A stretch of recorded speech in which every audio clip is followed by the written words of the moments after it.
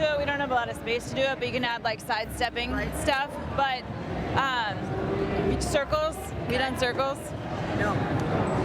So huge for like rotator cuff work, but great to balance out the shoulders. So I mean, you've got your wave stuff for sure, but you can, a lot of circles. I do a lot of sideways stuff as well. Yourself this way, you want to be separate but connected. Okay. So you want to be in a position that if I came over and pushed you from any direction, you'd still be stable, but you don't want to pull back on the rope because then you lose the quality of your wave. There you go, that's better. So don't set your hips back. If you let go of that rope, you shouldn't fall over. And right now you're leaning. So come back over your feet more and sit into it. There you go. That's when you're going to get more out of it. Breathe. So now you've done a lot of strength training. You're very tight on the rope and you're trying to muscle the rope. You want to flow the rope. So yes. So you want to be connected to it and you want it to come from the ground through your body, through the arm, but it's more like you're whipping it and not curling and slamming. You want to just flow, so you want your arm to flow like the rope does. There you go. Just kind of let it relax the shoulders, relax the body. Yeah, so and let your body move a little bit. Just kind of relax and let it flow.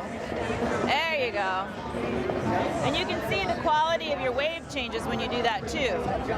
Total difference. Mm-hmm. Wow. And so, I mean, and all of them should be that way. It's this very rhythmic, relaxed It makes a huge flow. difference. Yeah.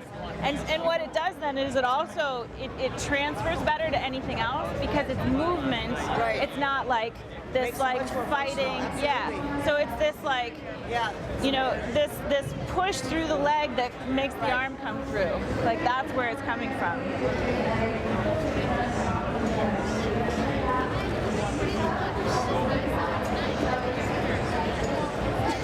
So I mean, you can do anything that your arms can do, the rope can do. Now to make it harder, start your waves and just kind of get them going. Same idea, relax the arms, let them go.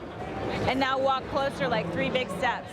And keep your waves going all the way to the end. So it means you gotta go harder and faster in order to keep your waves going. There you go, pick it up, keep the intensity. So not necessarily bigger, just harder and faster.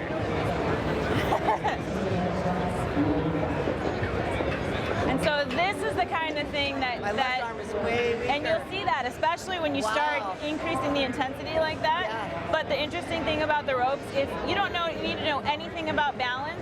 If all you did is keep working towards being even, well, it'll balance you out side to side. Yep, absolutely. Wow, love it. Yeah, and so that's just one segment of rope training. So you can also do some strength stuff. So you'll appreciate this since you know what it feels like to do strength work, right? So with the wave part, the closer you are to the pole, the more difficult it becomes. The farther you are out, the easier it is. The closer you are to the ground, the harder it becomes. The more you stand up, the easier it becomes because you have to move faster when you're lower. So like if you're kneeling or seated, it becomes harder.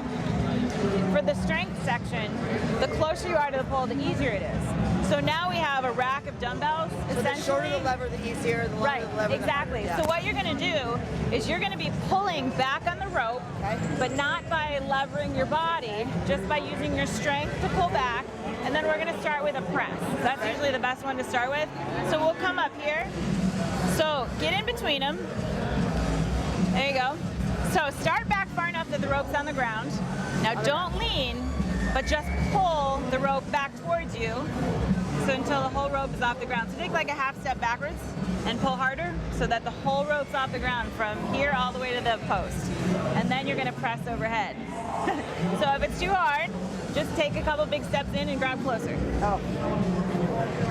Yep. People are always surprised by this one. Because it seems like it should be easy. Yep. And then now press.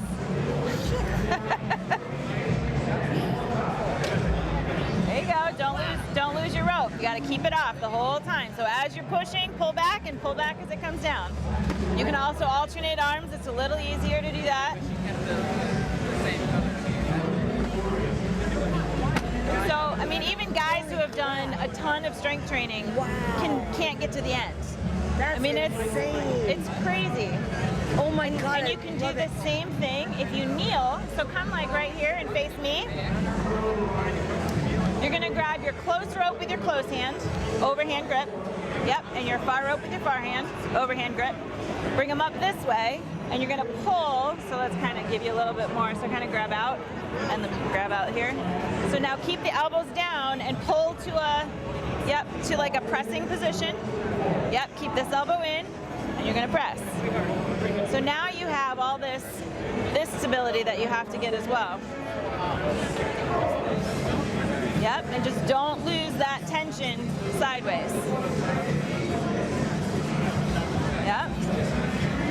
So if I look at you doing it, it looks like you're doing a strict press because you're pressing directly up and down, but you're fighting all of this motion this way. So it's anti-lateral flexion. So you're getting a lot of stability through your core.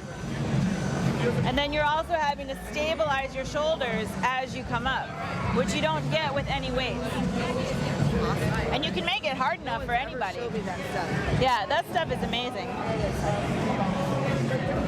Close arm. So close arm, close hand, far, and that's like it wouldn't matter if you changed it, but what would happen is the close rope, if you have it in your far hand, it's just in front of your face. Other than that, it doesn't matter. So grab slightly to your left so that when you come up, you can pull to your right. Yeah, so bring them up. Yep, and then pull them to your left, or to your right, excuse me. And you can shift your grip as you need to. Just kind of find it. And then press from there. So lock in that core. There you go. Good. Don't lean. That's it.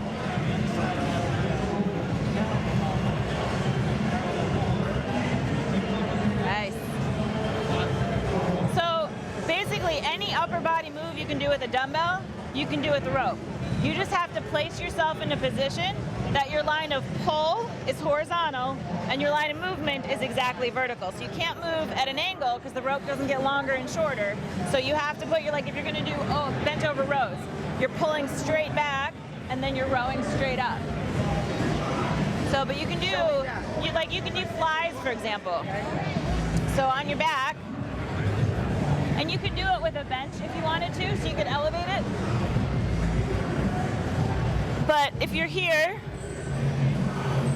you're gonna pull back, and you could face either direction. So I could either pull down or pull up, and I'm gonna open this way.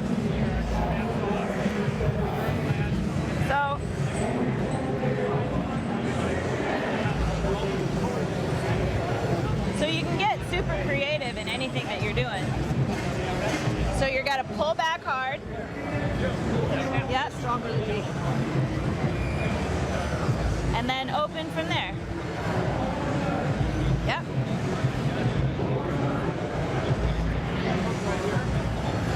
Yep. Exactly. Just take this, take it off. You know when you're not in, you keep it tight. You can do ab work. So turn yourself around, but stay where you are. Just kind of spin 180. And then grab the rope. So grab the rope, be right where you are, but now you're pull both of them. So now you're gonna pull down instead of pulling up, but keep them right over your chest. So pull the rope off the floor. So hold that position. So not a crunch, but just an arm pull. Bring your legs up in the air. And now keeping you low back on the ground, let your legs go and don't lose your tension. So I would slide your hands up this way a little bit. And then keep this tension hard, pull hard, and then drop your legs. Drop my legs. Drop your legs that way. Or you can do scissors in that position. But this is what is activating your core to start with.